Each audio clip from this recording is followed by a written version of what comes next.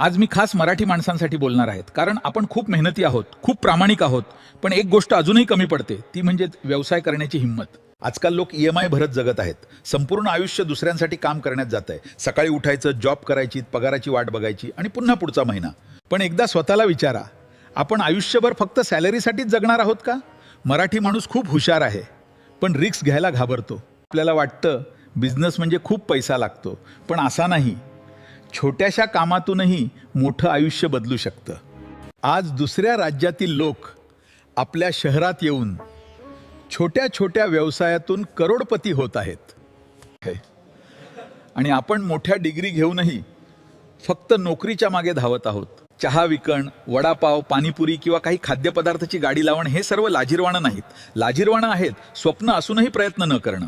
छोटं दुकान टाका, काही ऑनलाईन बिझनेस, फूड बिझनेस, काही कपडे विका, काहीही करा, पण स्वतःचं काहीतरी उभं करा. कारण नोकरी तुमचं घर चालवेल, पण व्यवसाय तुमच्या पुढच्या पिढीचं आयुष्य पण बदलू शकतो. मराठी माणसांनो, फक्त सुरक्षित आयुष्य जगू नका. थोडा मोठं विचार करा, रिस्क घ्या आणि स्वतःच्या नावाने काहीतरी उभं करा.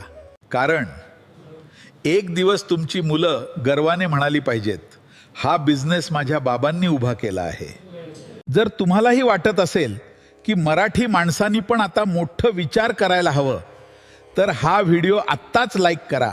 आज आपला मराठी पॉवर दाखवून टाका आणि कमेंटमध्ये लिहा, मराठी माणूस आता थांबणार नाही. आणि हा व्हिडिओ आताचा आता आपल्या प्रत्येक मेहनती मराठी व्यक्तीपर्यंत शेअर करा. अशाच सुपर पॉवर आणि मोटिवेशनने भरलेल्या व्हिडिओंसाठी आत्ताच चॅनल सबस्क्राईब करा आणि बेल आयकन नक्की दाबा.